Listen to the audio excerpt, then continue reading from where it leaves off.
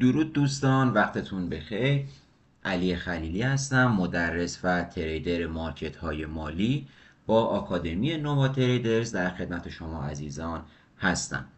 ممنون میشم که کانال ما رو سابسکرایب کنید و با لایک و کامنت هاتون به ما انگیزه ادامه راه رو بدید. خب دوستان، توی این ویدیو در واقع قرار معرفی پلیلیستی رو داشته باشیم که توی اون قرار ستاپ معرفی کنیم، استراتژی معرفی کنیم. اما قبل از اینکه بخوایم بریم سراغ اصل موضوع، سراغ خود ستاپ ها، یه سری نکات هست که لازم میدونم خدمتتون عرض کنم که توی این اسلاید ها و این ویدیو خدمتتون ارائه میدم. خب قبل از ادامه مسیر ممنون میشم که این متن رو کامل بخونید. با هم دیگه مرورش میکنیم الان.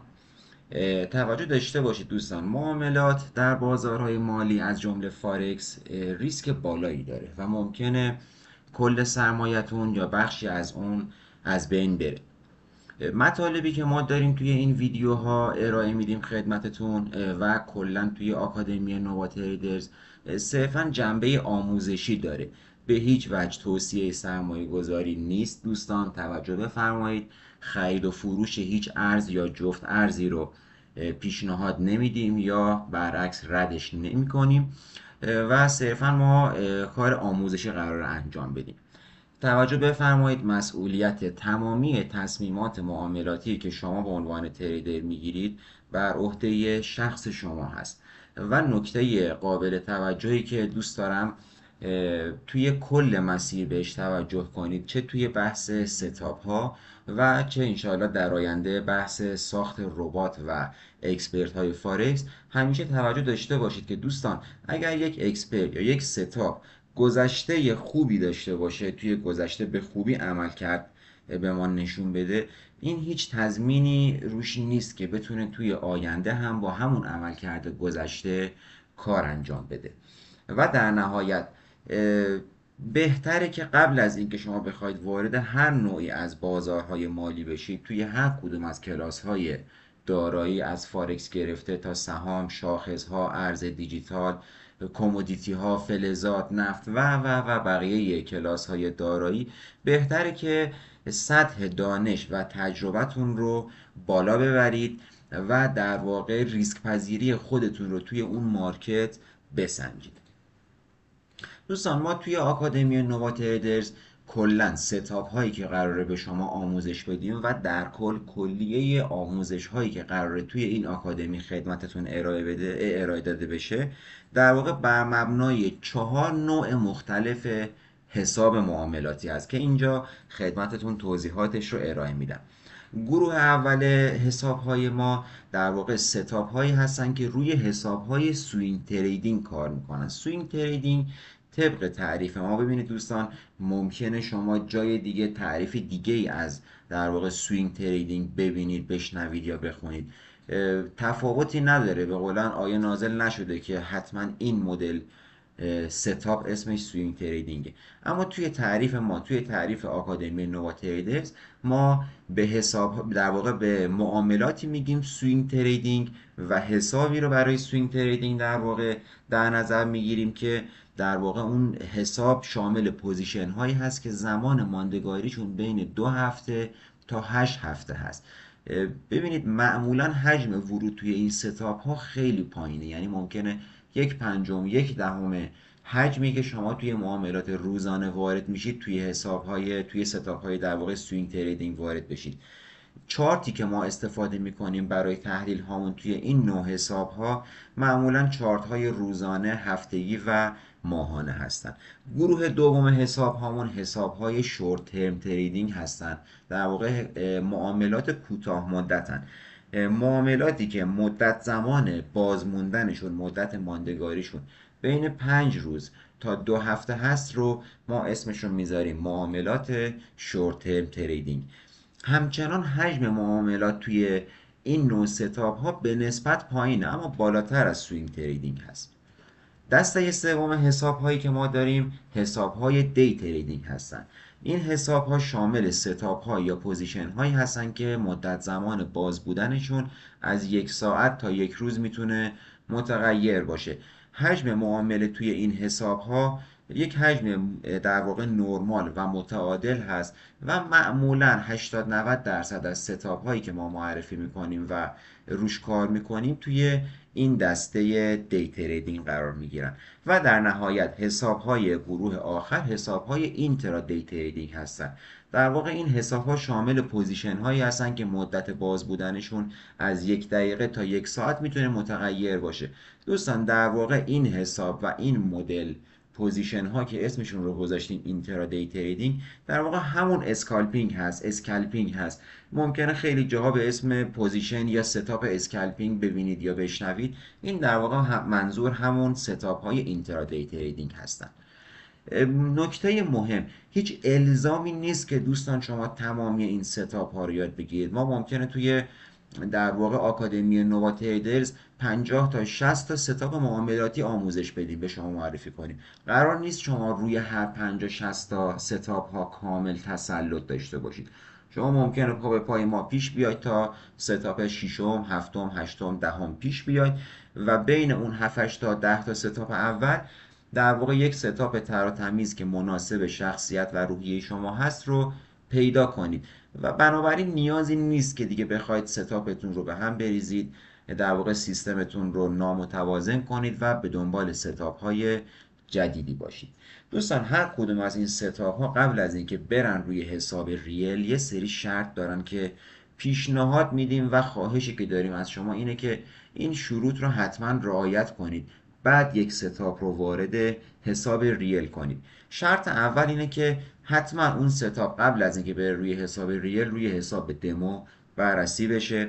مورد بعدی، باید توی بک تست به خوبی خودش رو نشون بده.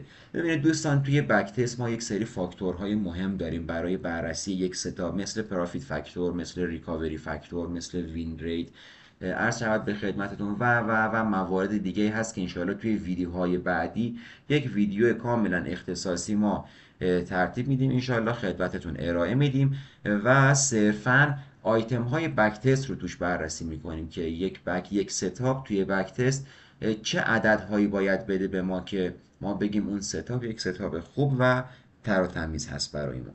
مورد بعدی، ببینید دوستان باید بدونید که اون ستاپ بر اساس مدت زمان نگهداری و مقدار ریسکی که به اکانت شما وارد میکنه آیا با روحیه شما سازگار هست یا نه.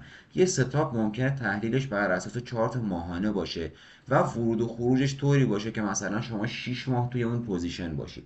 خب خیلی ها طاقت و تحمل اینو ندارن که 6 ماه توی یک پوزیشن بمونن. بنابراین یاد گرفتن ستاپ هایی که 1 ماه، 2 ماه، 6 ماه شما رو توی یک پوزیشن نگه میداره در واقع قطعا گزینه خوبی نیست، کار جالب و منطقی نخواهد بود. همچنین اون ستاپ رو شما باید بررسی کنید از این نظر که آیا اون تایمی که شما رو پای چارت نگه میداره مناسب با روحیه شما. یه موقع میبینید به عنوان مثال شخص تریدر، فرض کنید یک خانم خانه‌دار هست، یک در واقع بچه هم داره، بچه کوچیک توی خونه داره و خب این شخص قطعا براش مناسب نیست که بیاد از ستاپ های مثلا اینترادی تریدینگ استفاده کنه که نیاز هست مثلا توی یک روز 8 ساعت اون شخص پای چارت باشه و اگر 30 ثانیه 1 دقیقه حواسش از چارت پرت بشه ممکنه یه پوزیشن رو از دست بده، به یک ضرر سنگین در واقع متوجهش بشه.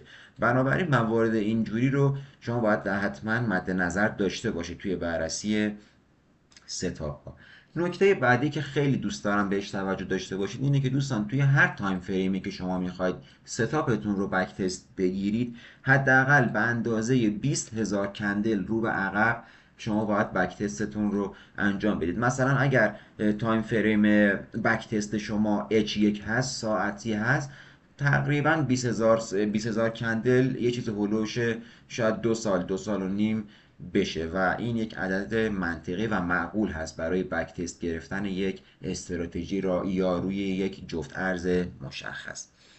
مورد بعدی، بعد از اینکه تمام این کار رو انجام دادیم بک تستمون به اتمام رسید، نوبت فوروارد تست میرسه.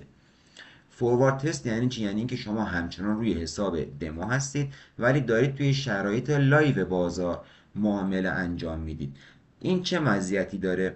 ببینید خیلی اوقات شما توی بک تست شکل کندلا رو میبینید، بک تست خوبی هم میگیرید، نتایج و پارامترهای خوبی هم اون ستاپ به شما میده، ولی وقتی که وارد فوروارد تست میشید برای مسائلی مثلا مثل در واقع اسپرد واقعی بازار، شما میبینید اسپرد توی طول روز معمولا ثابته، ولی توی ساعتهای پایانی روز به وقت محلی نیویورک اسپرد واید میشه، یه دفعه میبینید 5 برابر 6 برابر حد عادی روز میشه و خب یه همچین شرایطی قطعا توی بک تست شما نمیبینید که بخواید بررسی کنید.